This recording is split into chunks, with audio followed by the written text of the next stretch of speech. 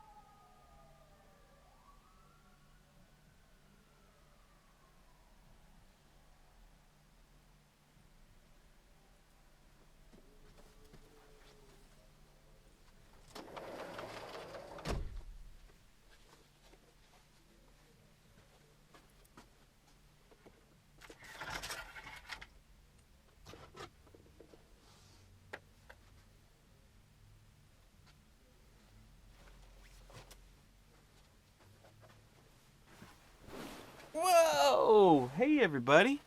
Welcome to the show. As you can see, it's just me. It's just little old me. Where's Cliff? I don't know. I hope he shows up. I can't keep track of the guy. He's a wizard after all. He does. He arrives when he means to, right? So, if you're just joining us, this is Torn Tuesday, your weekly dose of all things Hobbit and Lord of the Rings. And, ever since the last couple weeks, there's been a disturbance in the Force. Uh, and we're not getting as clear a signal as we normally do. I guess that makes sense. You guys make sense. You guys know I'm a Star Wars fan as well. We are streaming live every week here on Facebook, on YouTube, on Ustream, Twitter, Periscope, Instagram. Ooh, speaking of Instagram, I should start that right now. I've got my handy dandy little iPad here. There's the Instagram button. I see so many wonderful folks in the chat room. Our main chat room is at theonering.net/live. That is our secret little hideout with the main chat. Of course, I'm also watching Facebook Live. I see Kyle. Well, where's Cliff? I would like to know too. Scott says, hey, Justin. Kay says, hey, Justin. Hi, everyone. I see Aravandi and Hanatuk and Aruana. So many wonderful people. Give me one moment here. I'm going to see if I can start our Instagram feed because Instagram does these live streams. The thing is that they don't save them. So I can tell you that we stream on Instagram, but after the fact, you can't see it. It disappears into the cloud, that cloud that everybody likes to talk about. So I think I hit my story, and oh, hands free. You know what? It doesn't let me. My iPad here is so old, it doesn't let me on Instagram. So that means we gotta go to Periscope. This is so wonderful. It's kind of complex how we have this whole thing set up. Most people just stream to one website, and we stream to like 10 of them. So it's a lot of setup. And as you know, the OneRing.net is the biggest Lord of the Rings fan site, and we say that humbly. We're all volunteers. Nobody gets paid. All the advertising dollars that you have to put up with go to the server costs because we still have a major website. And in fact, not only do we update it with news of what the actors are doing, there's even new Tolkien works being published, but our message boards are huge. Our message boards are so active all the time. If you want to jump in, it's very friendly. It's not like a lot of other fan communities where it's like, who are you? You have to prove your quality. People in this community seem to like be open and welcoming to people. You know what? I'm on Periscope here. Oh, I see it. We're live. You know what? Oh my gosh, that's quite a. Did you hear it? Can you hear it? I'm going to mute that. My hands are very cool, says Hanatuk. Eravani says, I'm wearing my knit fingerless gloves. Mayor Gamgee says, Happy Tuesday. Tuesdays are always the best day, I think. I see so many people jumping in. I just started the Periscope and it's already starting. If I had my other iPad, we would go to Instagram, but we don't. You know what? I don't know what we want to talk about, so I thought we would open it up to you. So I'm opening Skype at the beginning of the show. Usually, we wait till the end of the show for Skype. So I am typing in the password. Hopefully you can't see that. I didn't like that password.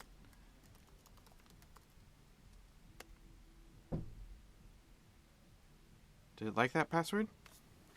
Let's see. The Tolkien community feels open to express themselves and share ideas without the normal persecution we get in the political world. What phaser locked on you, Justin?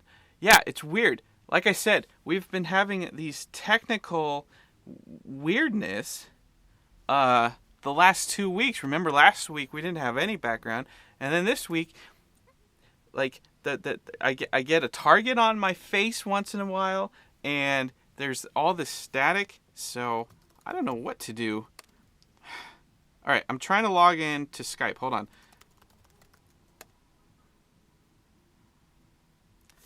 Did that work? I don't know if that's working. Anyway, I'm going to keep on working on that. But there's other ways you can talk to me. The phone number is scrolling above our heads. Look at that. Our phone number, that goes right to my phone. It also goes to Cliff's phone. If you called the hotline, Cliff could answer, and you could tell him, where are you, Cliff? In fact, if you text the hotline 530-64-FRODO, that's really our number, 530-643-7636, it'll go to Cliff, and it'll go to me. And you could yell at Cliff and say, Cliff, where are you? We've started already. Because this is Cliff's show. We've been doing this for a lot of years. We've been doing this before The Hobbit even started.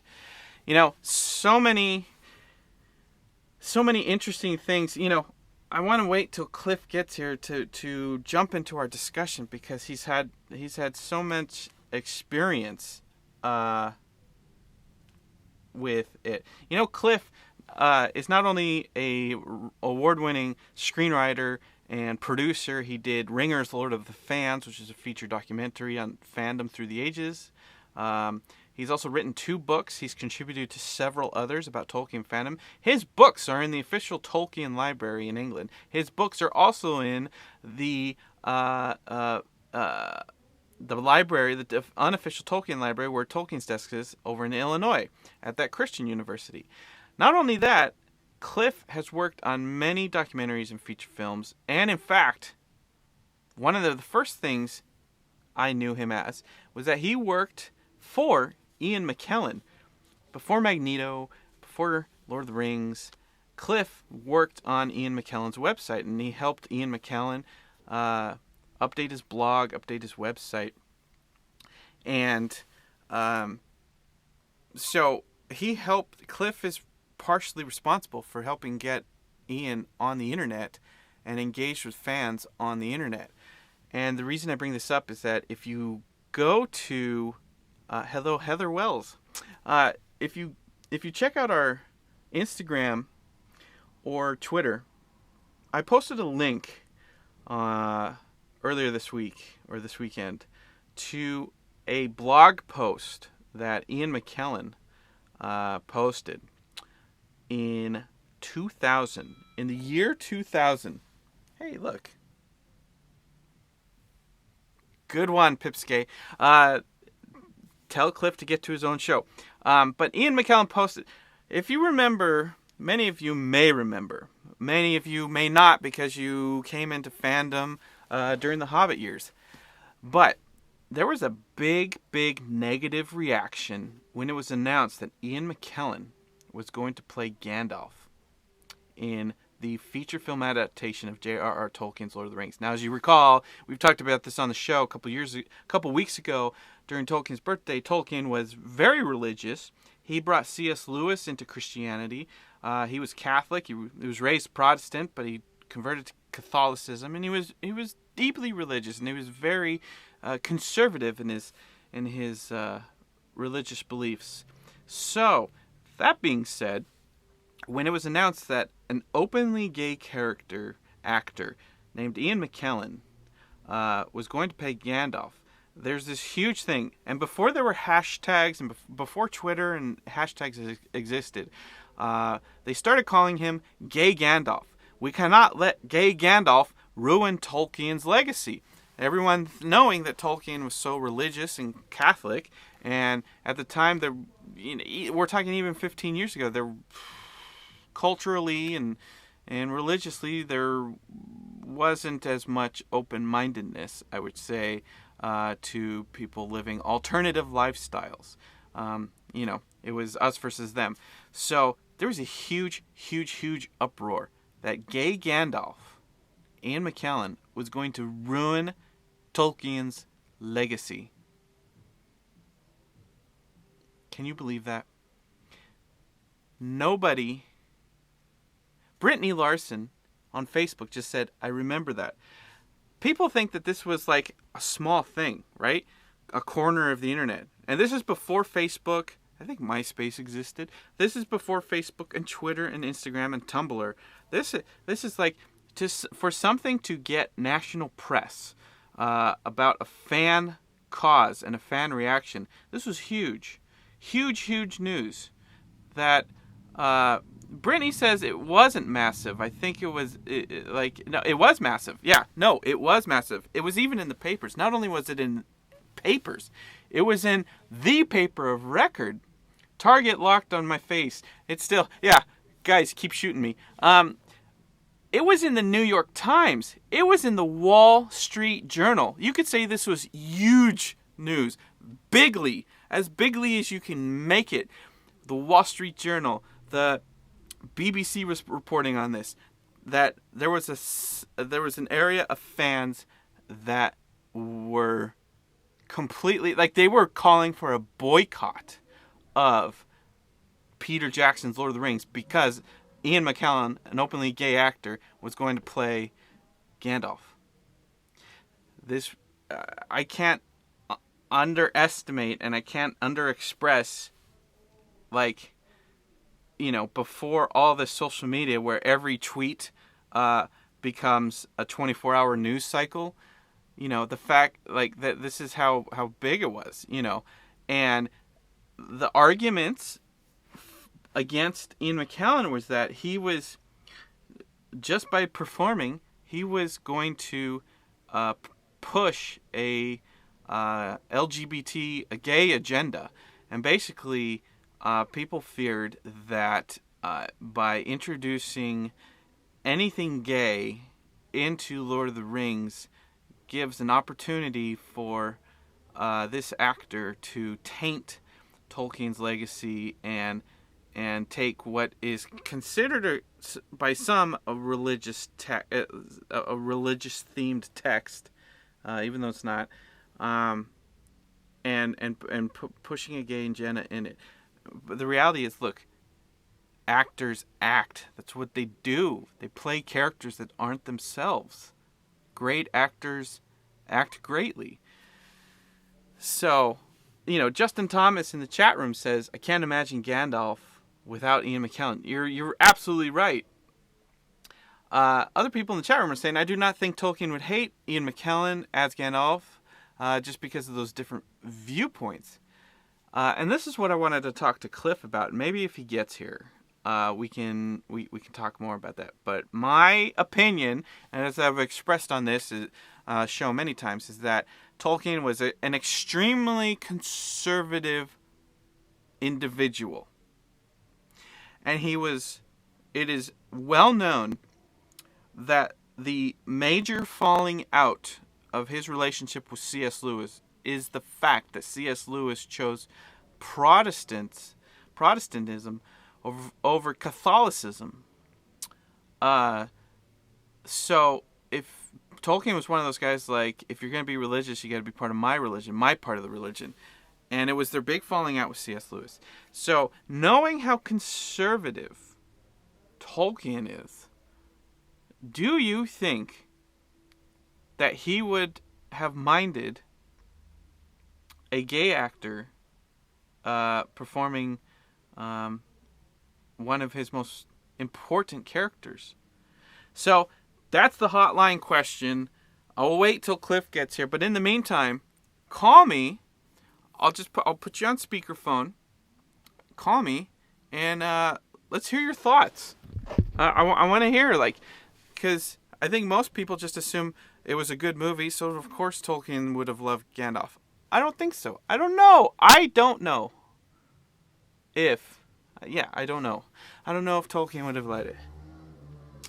Eravani says, some of our regulars here in the chat can't make it tonight, but they told me to tell everyone. They said hi. We miss you. Hannah Took says, just because an actor or actress is part of the LGBTQ community, that doesn't mean that the character is like that. Exactly. But we're talking about 15 years ago. A short 15 years ago. So, I found the old post that Ian McKellen had made responding to the criticisms that he would ruin Tolkien's legacy. Mardi Gras has a good question. That's not a question for me, but Mardi Gras 2014 on Periscope says, can you recommend which audio reading of Lord of the Rings should I get?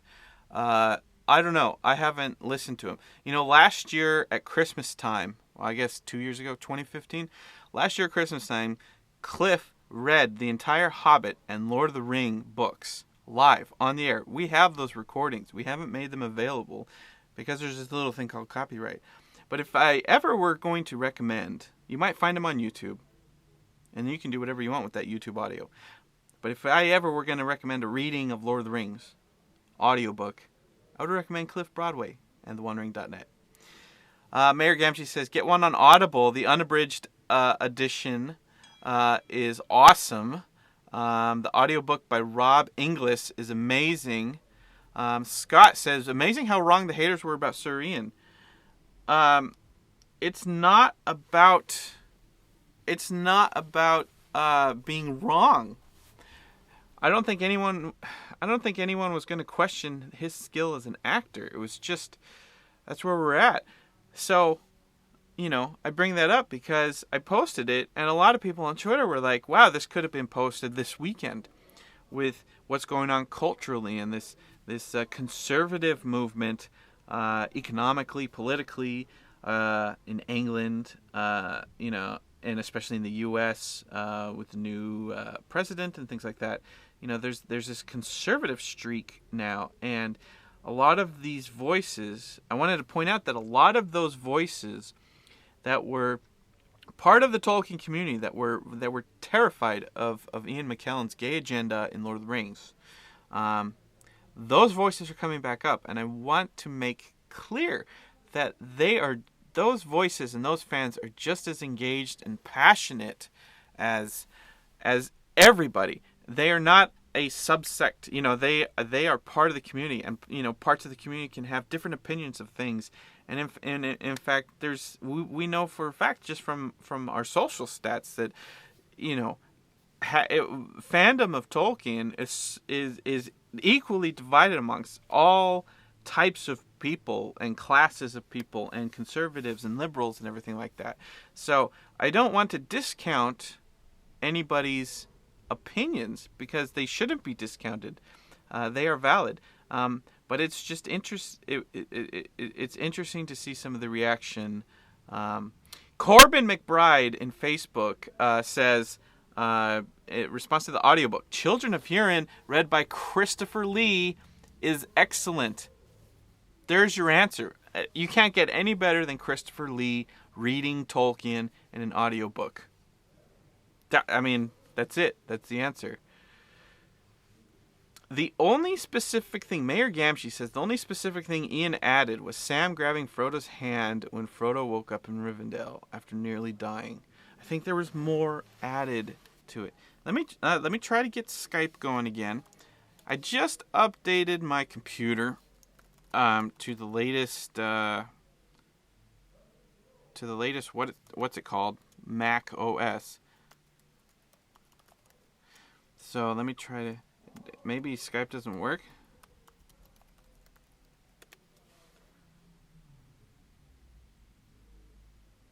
The bubble is going around. Uh-oh, I see Skype notifications. Skype would like to access your contacts. No, you can't have all my contacts. Skype is online. Here we go. So you can Skype me right now, and I'll turn the screen around so everybody can see your pretty face. Skype me, text me, call me. Let's talk about Ian McKellen. I'm not too fond of audiobooks, says Jeannie Bourgeois or Jeanne Bourgeois or Bourgeois. I'm not too fond of audiobooks, but I'd certainly listen to that. There are some pretty decent recordings of Christopher Tolkien discussing Gandalf and Frodo going off to the Grey Havens. Michael says Skynet is online. Absolutely. You probably heard the notification. But it's interesting because I do want to say, Cliff, I wish you were here. I do want to say this. Look, we just talked about Ian McKellen responding to this fear of a gay Gandalf back in 2015, 17 years ago. And now it's a Tumblr meme. Everyone thinks that Gandalf, after The Hobbit came out, everyone thought the Gandalf is gay. Maybe he is. Fly Guy 2016. Hi, Justin. Hello, Fly Guy. But look, Tolkien, we don't want to read into Tolkien, and Tolkien didn't want us reading anything into the characters that he didn't write down himself. So the fact that Ian McKellen responded to gay Gandalf seems just as relevant. And the reason I brought it up, Scott Weir says, is Cliff showing up? God, I hope so. I can't listen to my own voice for an hour and a half. Text Cliff. The phone number that's scrolling across the top, 530-64-FRODO, 530-643-7636. It's right there. It's right there. If you text that number, it goes to Cliff and myself. If you call that number, it goes to Cliff and myself. So the next phone, if someone calls that phone number, I'm not going to answer it. I will let Cliff answer it, because I won't know if Cliff answers it. But I can see that people are texting Cliff and he's responding. So there's secret conversations going on outside. Bye. Aruana has to leave the chat room. Thank you for joining us. I know I'm not as interesting and exciting as Cliff Broadway. Quick Beam 2000. Kieran Owen says, I'll tweet at him. He always answers me. Yeah, he does answer. But the reason I wanted to bring up Ian McKellen's gay Gandalf controversy, again, huge controversy, is that this weekend, of course, was the global Women's March. And it was a response to what's happening in elections worldwide, and especially in the U.S. And the Women's March was overall a huge, huge thing. Huge success. Huge whatever. But the fact is, it was basically non-violent. It was overall just kind of, it was chill. For the amount of people that were out there, and they're saying some like 4.5 million, for the amount of people that were doing things in major cities on Saturday, the fact that there aren't any murders or anything like that is testament.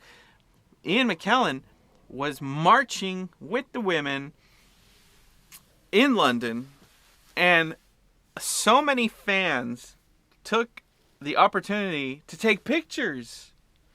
Take so many pictures. And we started seeing him on Instagram, on Facebook, on Twitter.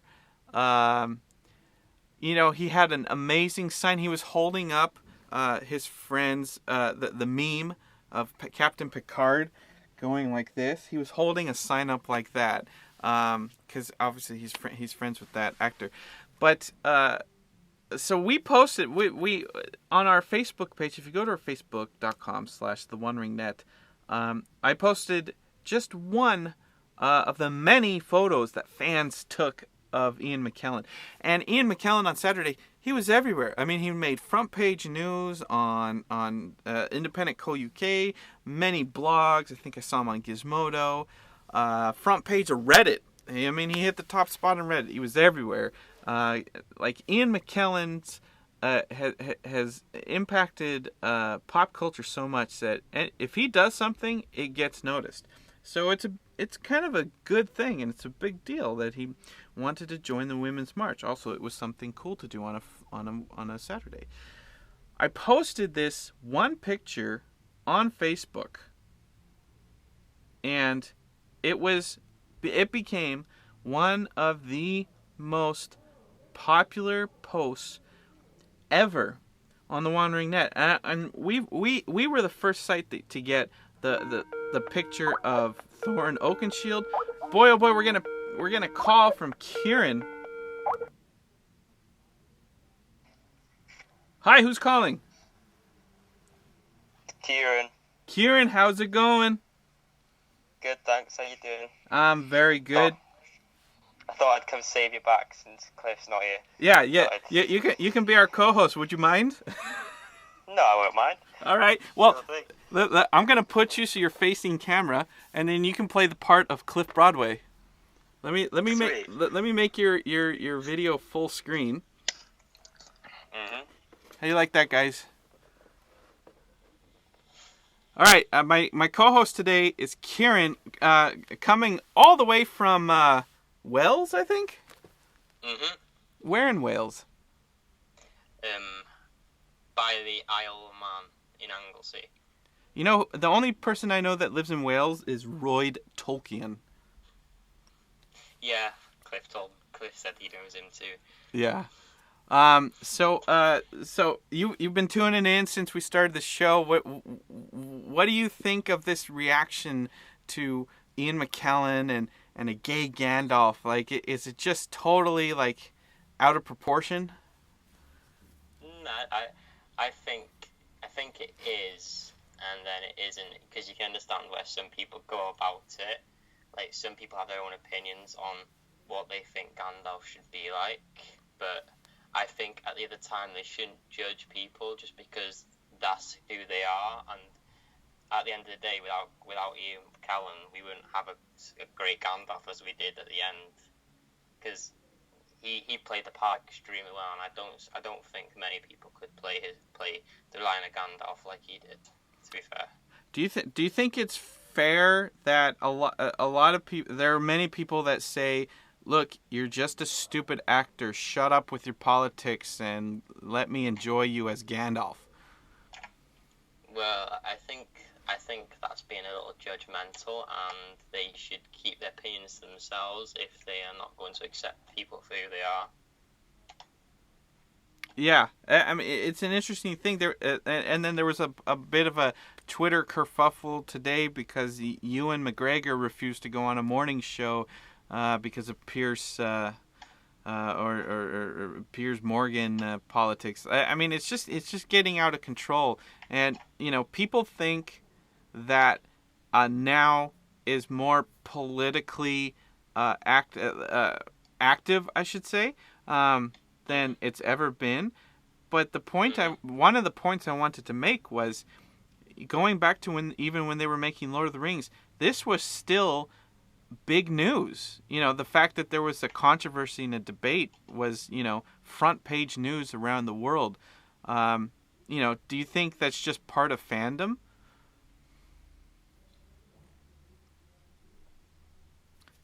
Like, I don't know. Like, it's weird to you know, it's not a debate where there's a winner or a loser and there's a right or a wrong. There's so many fans with so many opinions, you know? So I think it's important to keep those opinions, and no one's right, no one's wrong. Yeah, that does make sense in all fairness. But like the way I see it, you love Ian McKellen for playing Gandalf and all these other things he's played in. So why can't you love him for playing his own character in his own lifestyle? Do you think has there been any actor where you personally have not agreed with their politics and you're like, you know, I don't want to hear about your politics because I enjoy your movies and I don't want your movies ruined? Not really. If there's someone I do disagree with, then I really just think about the stuff they have done.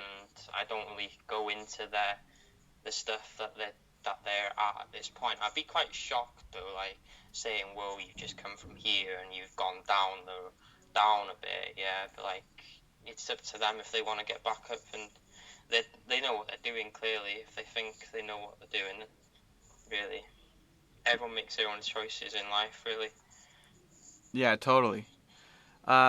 There's someone in the chat room that says about the topic, I don't think it's fair for Ian to say Gandalf is censored. I don't know what she said. Tolkien is not here anymore to have a say on that.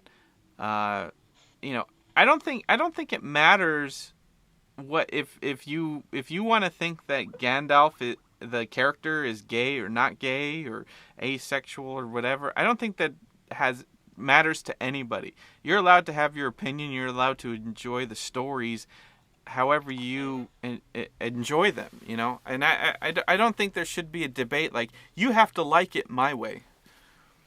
Yeah, that's not the way of life, really. Everyone's got to have their own opinions, or life would just be really boring, and what would be the point, really, if no one got to make decisions for themselves about their own life choices? Yeah. So if you like them for something they've done, then why can't you like them for something like something? Oh, I have just got a tweet from Cliff, and he says he is in a courthouse preparing for something at the minute. So he's in a courthouse. Do you know how long courthouses take? A long time.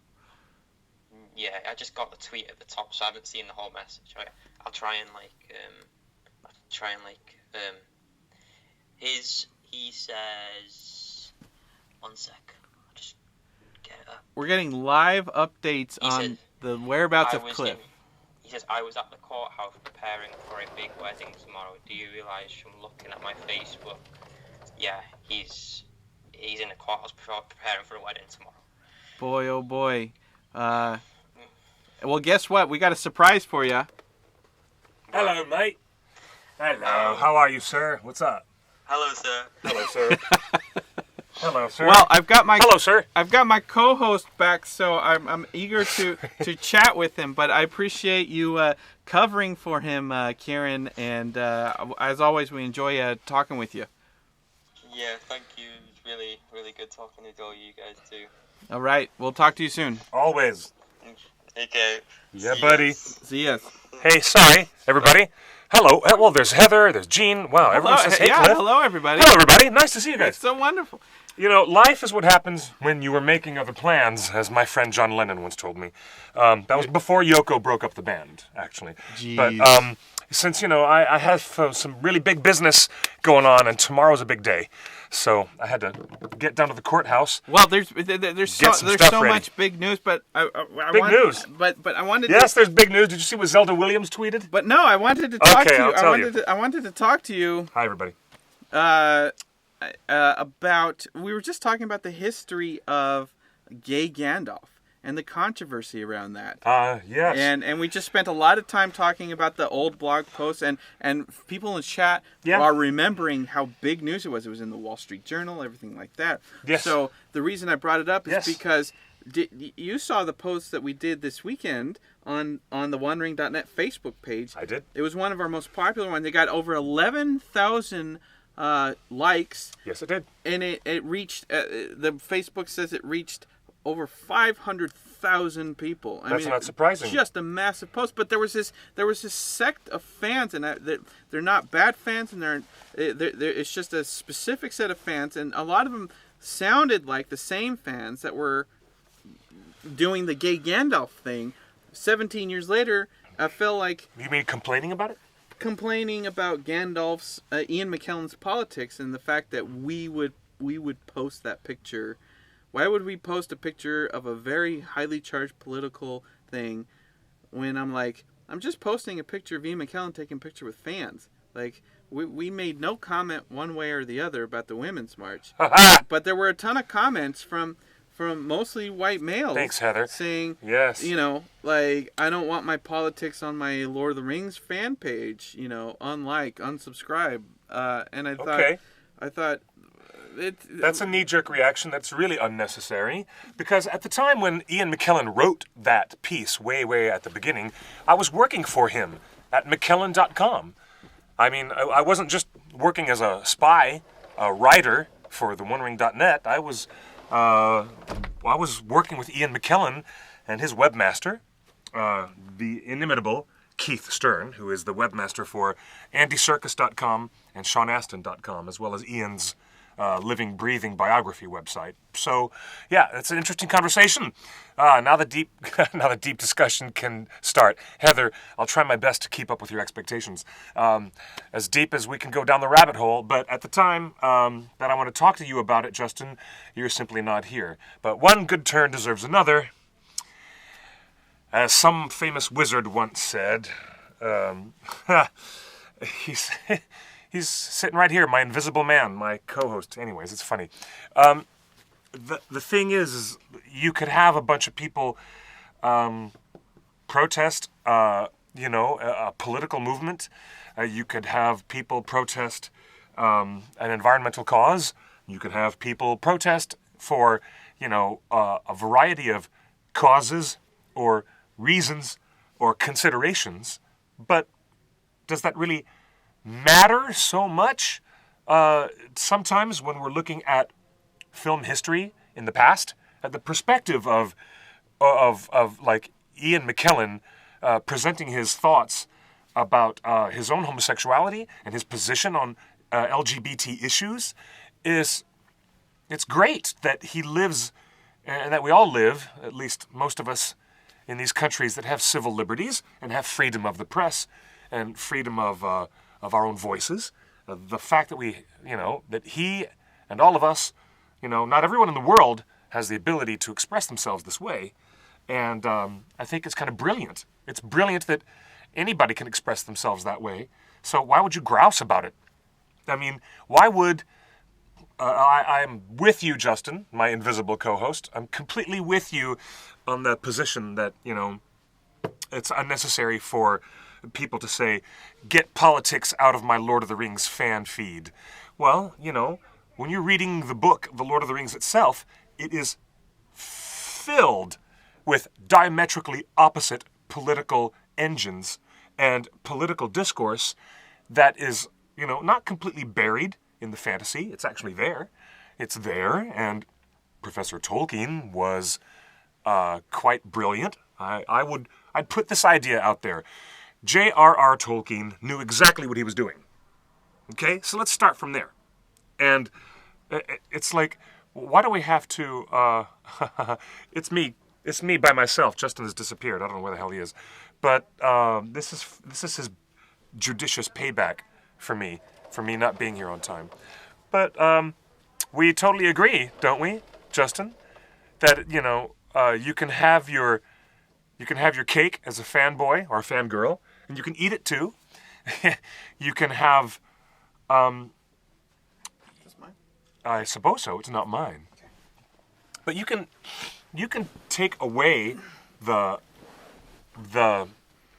artistry, the artwork, the accomplishment of what Peter Jackson and his cast and crew managed to do. What is it, 15, 17 years ago? You can't take away any of that. You can walk away with it and be satisfied with just that. Why would you have to be bent out of shape? I stole the One Ring? Yeah. Why would you have to get bent out of shape? Because some of the actors or artisans who are involved in this craftsmanship may or may not have the same political view as you. Well, news alert, J.R.R. Tolkien himself may not have had the same political view that you have right now. So, what are you going to do? Slam the book down on the ground and burn it and say, oh my God, I hate the Lord of the Rings now because I've discovered Tolkien himself had a political view that's different from mine? I mean, you have to allow reasonably to have discourse with anybody, even if they're debating you from a really diametrically opposed position, without taking umbrage, their opinions without personalizing it, are making just it as valid as anybody else's. Everybody's opinions are just as valid as anybody else's. Right, that's the whole point. Like, of course, that's how democracies work. There are many different voices, some of them opposing, who are actually all together in the same jumble, and they're trying to figure out how to make things work.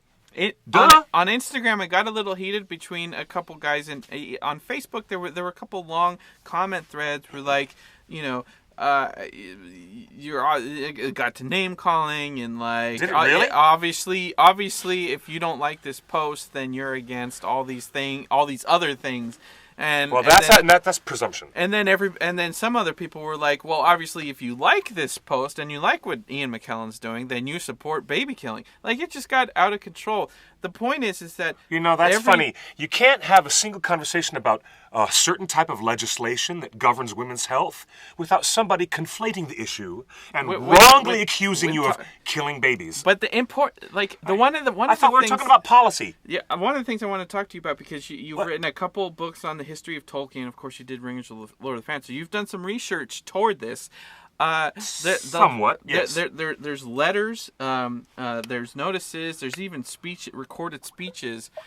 The fact is that Tolkien's stories are identifiable from every viewpoint, that there was a huge fan base in Nazi Germany that embraced The Hobbit. Correct. Yes. Before The Lord of the Rings was published, that's right. J.R.R. Tolkien was the biggest thing in Nazi Germany, and he was in a pressure cooker. J.R.R. Tolkien was in a pressure cooker that his publisher put on him. You'd call it a public relations nightmare, all right? Nowadays, in 2017, we'd call it a branding nightmare for the professor. At the time, he was asked by German publishers. That's right. To prove his Aryan ancestry. What? Did you know that? No. German publishers said, well, Professor Tolkien, we noticed the etymology of your last name is Germanic. Are you therefore Germanic? And are you therefore Aryan and support our Aryan policies that the state, the Reichstag, whatever, that they're putting in place? Professor Tolkien wrote a really pissed off letter saying, I don't believe in your pernicious race doctrine. My last name may be of Germanic descent, but it's also a little bit of this and a little bit of that. And I'm actually South African by birth, not British, but I'm still British. And he went on to say, I have other Jewish colleagues, and I support them, and I'm having nothing to do with your pernicious race doctrine. And Tolkien, stepped outside of it and separated himself from it. You know what I'm saying? Yeah. He had to. But the point is that... Which makes it ironic that Tolkien in Lord of the Rings has been so wildly misappropriated by white nationalist groups and skinheads for years. But it was... It's very interesting. Those are cultural... Ironic. Those are societal descendants of the Nazi Party. This alt-right... thing. So the fact is that you can trace it back to these people who are highly romanticizing, without any sense or reason, romanticizing this thing that happened in the 30s. Yes. So this isn't new, and it's interesting that one of the things I wanted to point out. Caitlin is watching us on Periscope and Twitter. Hi, Hello, Caitlin. What's up? How you doing? But I did want to explain that the controversy that we saw on our Facebook post, on our Instagram, and our Instagram on Saturday, is nothing new for Tolkien. In fact, nothing new at all. It goes back to the 30s when it was first. The books were first published and embraced by Nazi Germany. The German readership assumed that Smaug oh gosh, let me make sure I get this right. That Smaug and the dwarves had this symbolic, like clear symbolism of the economically depressed Germans, right? And the situation that they were in, and it was like they made all these gross misinterpretations of what the Hobbit was, as if it was supposed to support, their policies, and it's like, what, It was really interesting because Professor Tolkien was like, no, guys, it's not like that. So he had to speak up for himself at the time, in the 30s. And then... But he didn't disparage the fandom and say, stop reading my books and you have to see it my way. Well, going back to your earlier point, it's about applicability as opposed to allegory, right? You said that Professor Tolkien's work, especially what's noticeable in The Lord of the Rings, and what happens in The War of the Ring, which I have said just a few minutes ago, is a rather politically charged story in its own. But you know what I'm saying? Why is it targeting me? No. I'm the bad guy. What? There's no target? No. Oh, yeah. Oh, it looks like, yeah, see? It's going... They're talking about the face square. Yeah, I'm like the bad guy. Is it really? Well, see, maybe it's because I'm not in the light. Maybe I need to be in the light. What I'm saying is applicability versus allegorical content. One of them, allegorical content, is strictly in the control of the author, and the author is force-feeding the audience symbols and connections that are always supposed to be read there. Like when you read Chronicles of Narnia, Aslan and his sacrifice at the end was always meant by C.S. Lewis to be analogous to the sacrifice and the crucifixion of Jesus Christ. Always.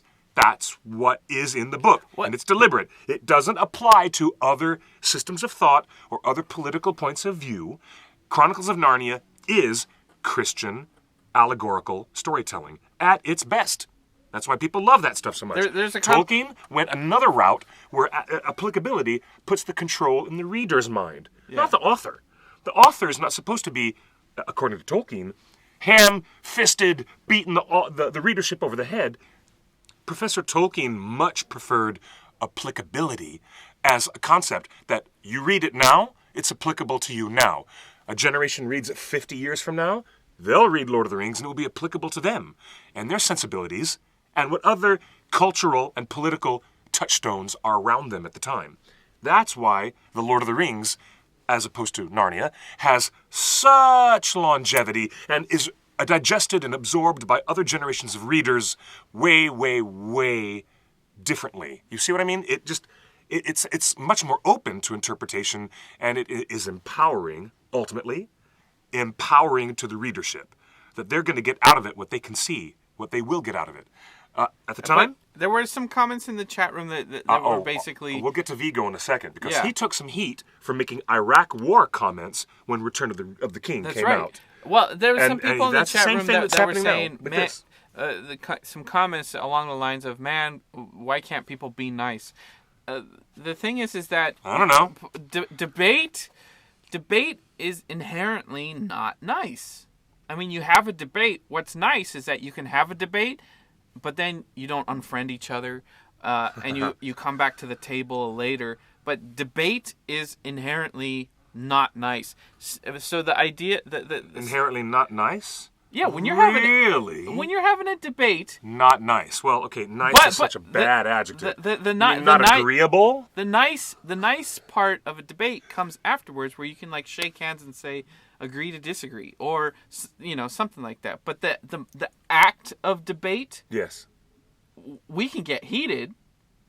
It can be contentious, but it doesn't have to be contentious. And it doesn't have to be nice. And it certainly doesn't have to be pugilistic. Okay? Right. The way that Trump handled himself through the election process was pugilism, saying the most insulting below the belt things that would jump off the rails of logic or whatever the tandem of conversation was at the time. And pugilism is a good word, guys. Dictionary.com. Look it up. Well, the one thing you can debate someone like we debate. We disagree, but what kind of? But I want to say that what kind of debaters would you be if you ended up fighting? Debate is to avoid fighting. It's to reach a new understanding through compromise of thought. And you don't get to that compromise of thought without opening your listening. And you don't have to agree. Listening. You don't have to. You don't have to agree, and you don't have to compromise to an agreement. But you have to listen. You know, and that's just part of the debate. And so, one of the things I've always, and I've said this before about Tolkien fandom. Probably why Ian McKellen wrote that all those years ago, to get people to listen. But even nowadays, like, I was reading a lot of the comments on Facebook and Instagram, and one of the interesting things I noticed is that I read your post about it got a little heavy between people, but it wasn't like, you know, they didn't start calling each other names. You know, it got forceful debate, and then it was just like, and then the post stopped. And that's one thing I've enjoyed about Tolkien fandom is that you can come in from anything. You can come in from the movies, you can come in from the Hobbit movies, or you can be lifelong readers since the original publication of Lord of the Rings. But everybody, and you can be liberal or you can be conservative. You can come from Catholicism or Protestantism or atheism, but everyone comes together. You can have different debates, and Tolkien can speak to you in different manners. And that's what I enjoy about Tolkien fandom, is that everybody sees something a little different, takes something a little different, and tells others, this is what Tolkien meant to me, and this is what I feel he's trying to come across. Other people say, actually, no, this is how I see it. Yes. And people, like, agree to disagree. Like, you take away from Tolkien what you want, I'll take what I want, and we'll still be in this community together. In the 1950s, The Lord of the Rings was applicable to World War II, and everybody thought that the book addressed Tolkien's feelings on World War II, even though that was not the war that he served in. Professor Tolkien was in World War I, the Great War, as a soldier, and all of his friends died, and he almost did too. So he wrote a war story from the perspective of somebody who experienced real war. And then years and years later, in the 70s, you know, in the 70s when we were kids, reading Lord of the Rings for the first time, everybody around us thought it was about the Vietnam War. Right? Yeah. Fast forward the clock to the year 2001, and after the terror attacks on the World Trade Center on September 11th, after that, and we got into the Iraq War, then the films came out, and everybody thought it was applicable to a different geopolitical place and time. The Iraq War. Nowadays you can't talk about, you know... I don't think that's true. Look, it is very true. It is very true. Every Heather generation Wells just said it. Picks up. Heather Wells says yes, but people now don't want to listen to other people's opinions. It's their views or the highway. Thank you, Heather, for saying that. That's why I said listening has to be open. That's I the don't point agree of with debate. that. I think that's what you were trying to say just now, that everyone's got closed ears and no one wants to hear each other. No, I was enforcing the point that debate opens up listening. And debate never works if you're not listening. And that's her point. That's a great point, Heather. If your listening is not open, people are never going to get anywhere in this world. That's a general slice of wisdom that you're getting from me today. Open your listening, and everything's possible. Debate is a healthy society, and so when I of course it is. When I see some of these, course it is. More voices are in it. When I see this debate that occurred on our Facebook page this weekend and on Instagram this weekend, I say, you know what? This debate, as toxic as it could get, means that we're healthy. We're a healthy group. Yeah, that sure. we're having these debates. Sure. You know.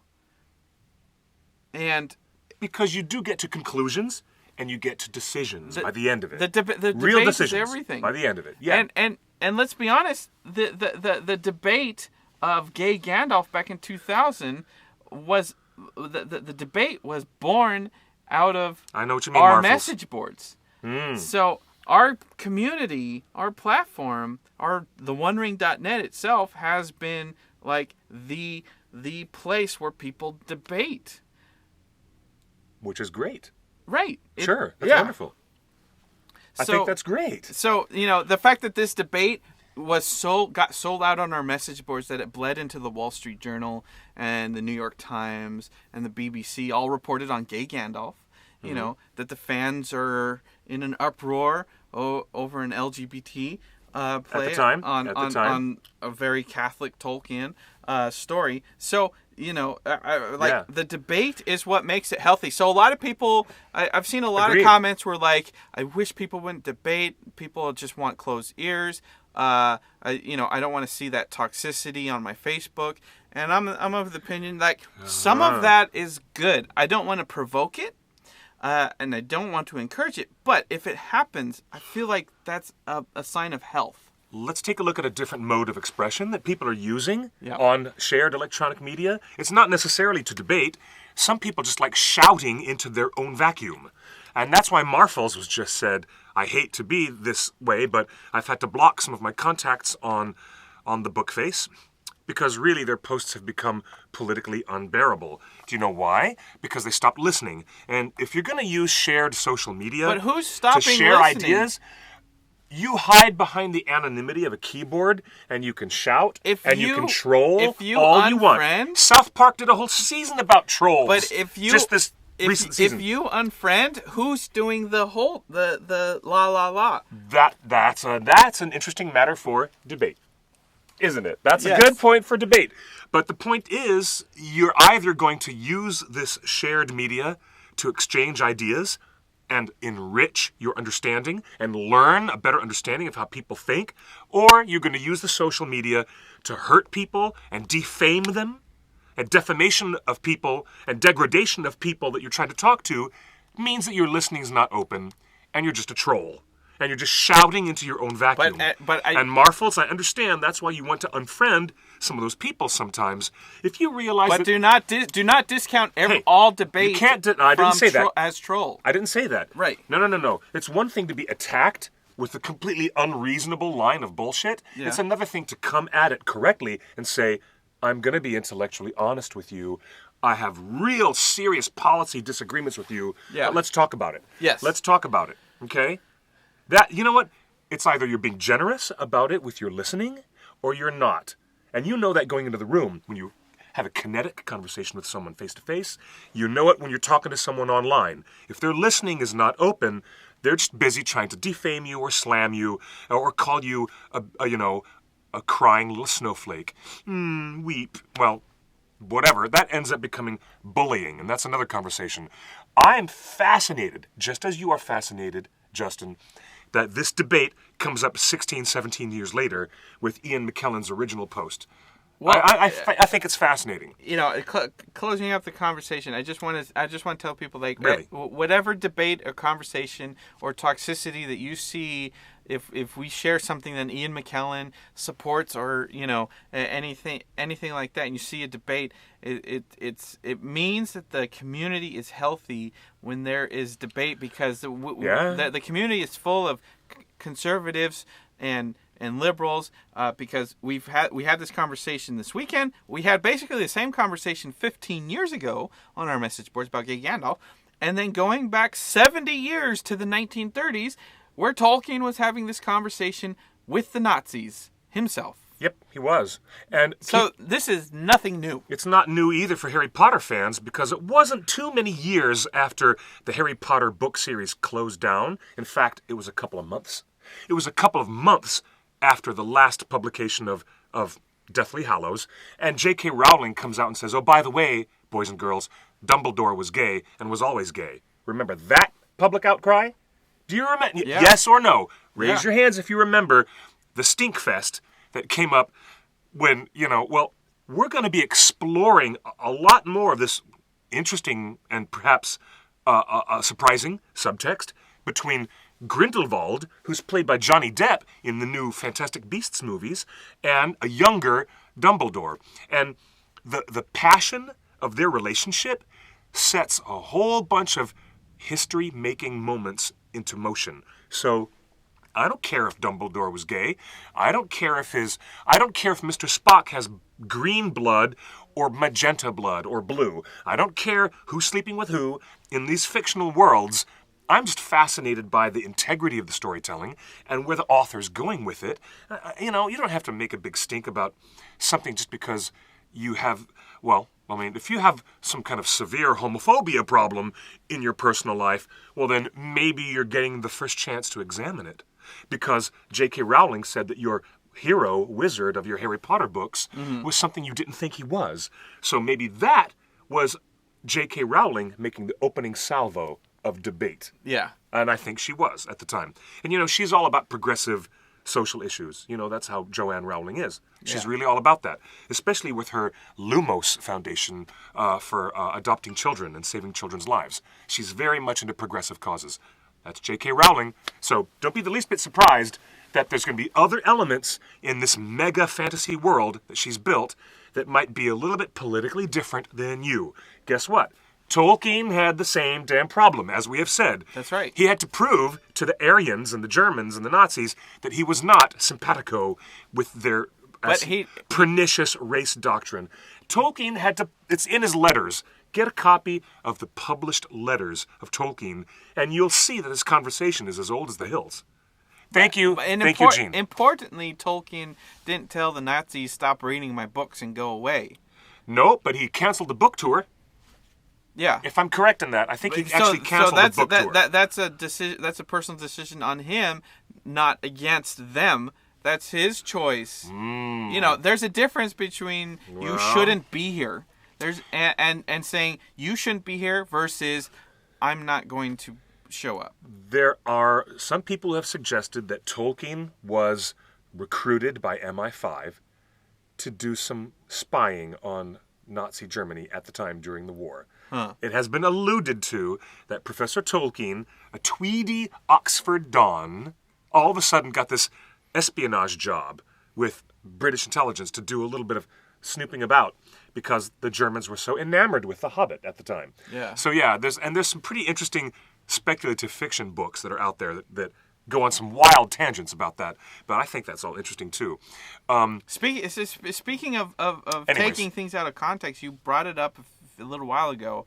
That Viggo Mortensen got in a little bit of a hot spot because he was trying to connect the Return of the King with current affairs. He did. I was speaking to him at the press junket in Wellington, New Zealand, when I was at the International Press Junket on the day of the worldwide premiere of Return of the King. Yeah. And I had my time with Viggo right in front of me, and he said, I wish we had more time, because he wanted to talk and talk and talk. I love Viggo. He's such a thoughtful man, and he's also a slow talker.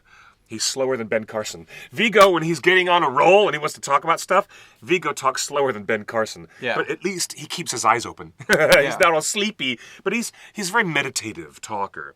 And Viggo actually said, and it's in our movie, in Ringer's Lord of the Fans, there's a brief clip of that conversation where he says, people really do look at the good guys and the bad guys in the Lord of the Rings as us versus them. And they've been doing it for generations. Yeah. That's fascinating, because Tolkien never quite intended it to be that way, but he knew that his story was written with that open-ended applicability, so that other generations would get all the feels from it. Yeah. And that's why, like I said, Professor Tolkien knew exactly what he was doing. He was brilliant. He was a genius. Tolkien's stories speak to everybody.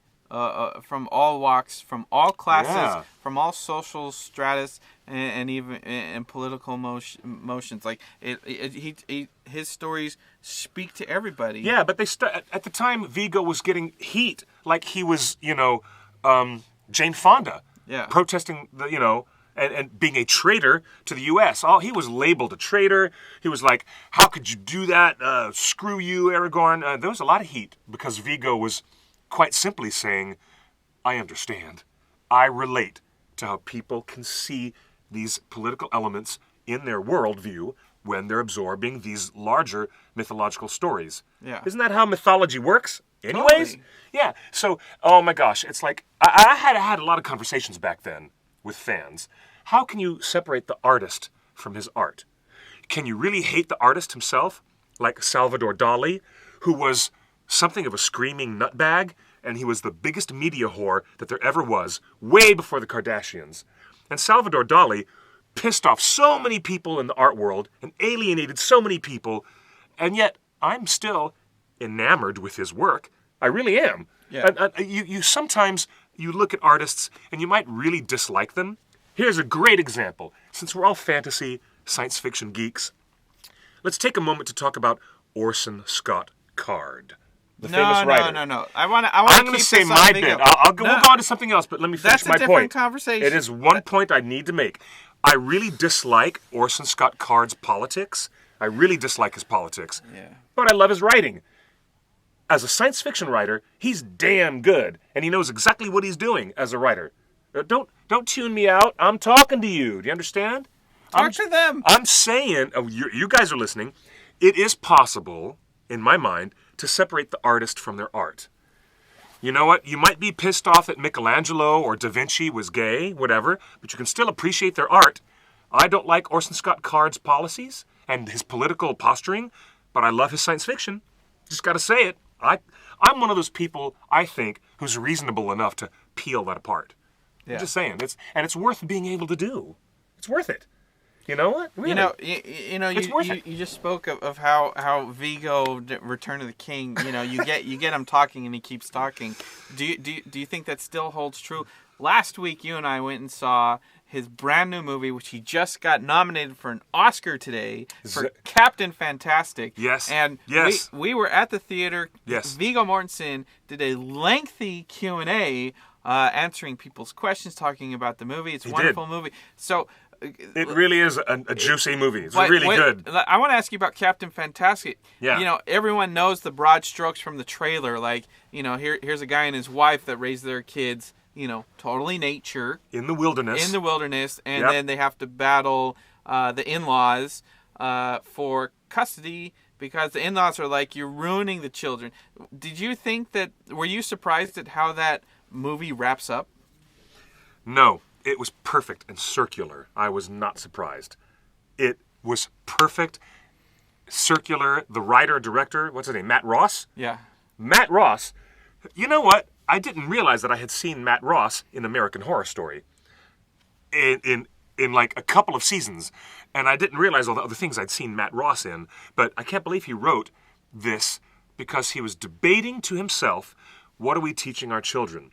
And so in this script, without spoiling the story, because a lot of you are probably just discovering Captain Fantastic and getting it on your radar, because it's a little indie film that has remarkably stayed in that class as a little indie film. It's like the little engine that could. Yeah. 1 year later, after it was the darling of Sundance, it's still out there under the radar, and people are still finding it and absorbing it. It's a remarkable story. I was very satisfied with it, and I'll tell you why. Because it's about literacy, it's about books, and it's about a generation of knowledge going from one generation to the younger generation. But, of course, the script in Captain Fantastic takes this to a real interesting, kind of weird extreme. And the comedy comes out of all these kids who've been raised in the woods, all of a sudden finding themselves trying to assimilate to the modern world when they come back to, well, Phoenix. Of all places, Phoenix. Yeah. But it's a joy to see Frank Langella in anything.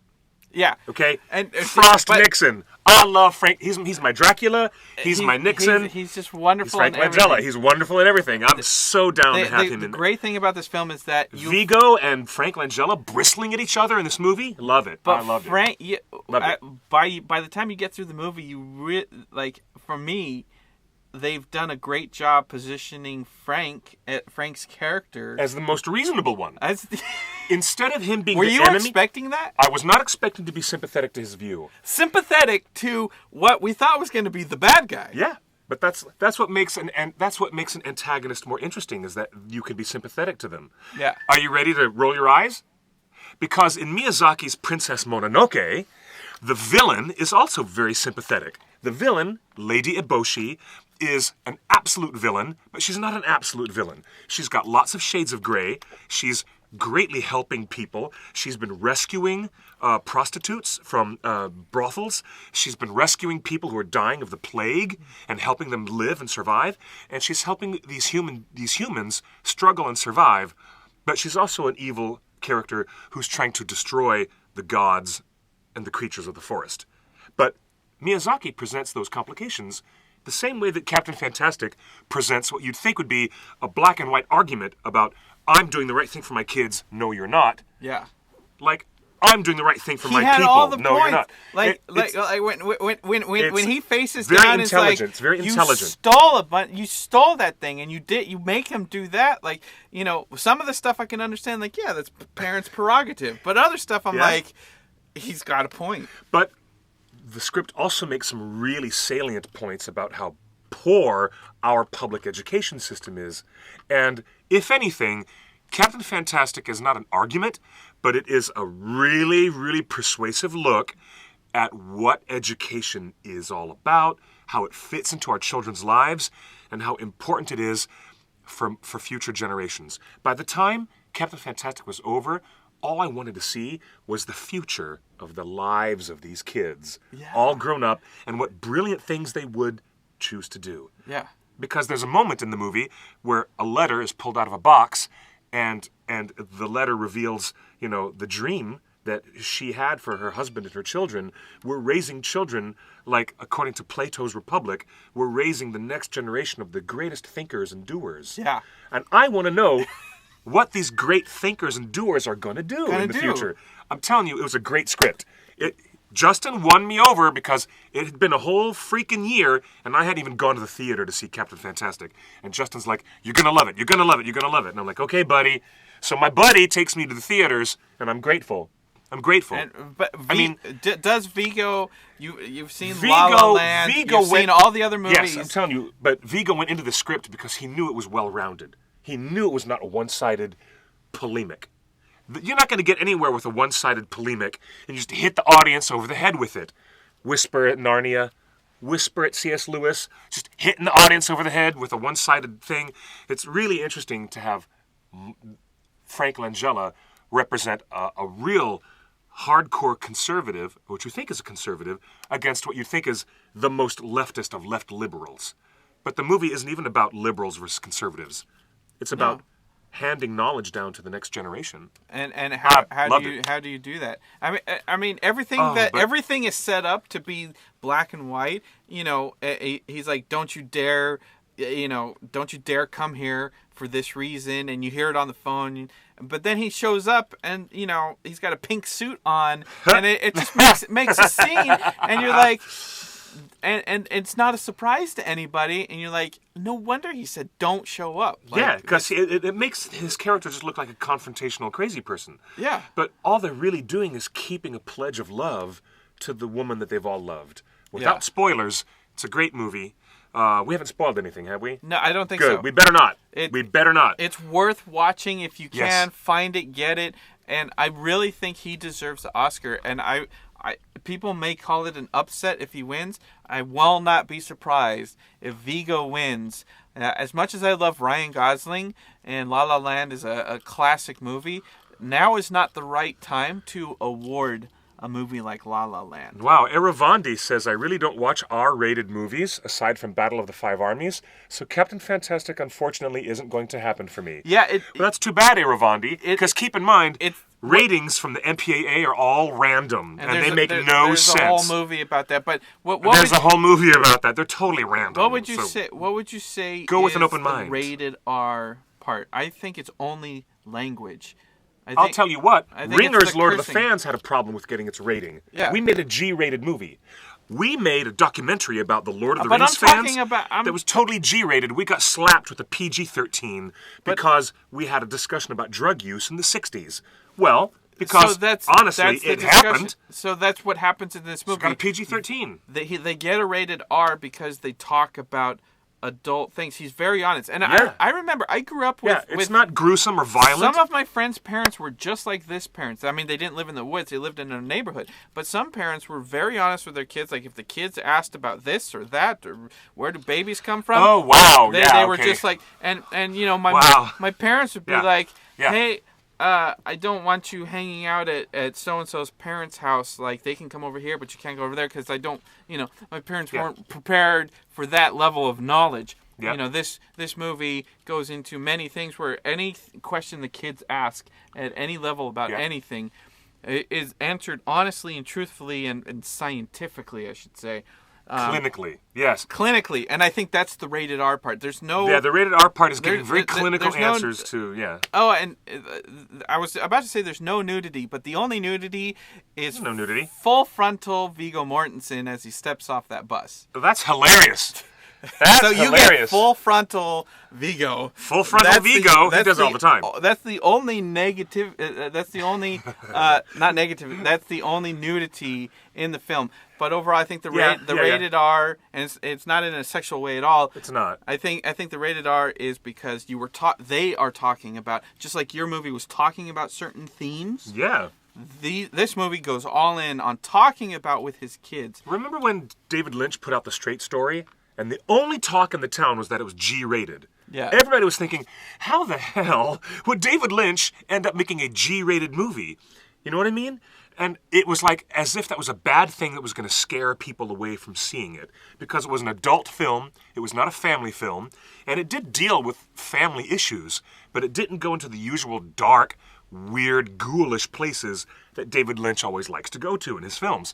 So, I have to say that the MPAA ratings board is totally random nonsense sometimes. But for this movie, it is right and it's true. I don't- The rated R for this movie, there's a It's lot for of language and there's a lot of cussing. themes. And There's a lot of there's children cussing. It kind of takes you aback when you first start to hear it, you Yeah. know. But Yeah, this yeah, is what yeah, how he's raised his kids, all natural, all adult. I was a little pissed off that Ringer's Lord of the Fans got slapped arbitrarily with the PG-13 when I worked really hard in that film with Carlene Cordova to make a film that was G-rated because we wanted all families to feel comfortable with watching a good documentary about the professor.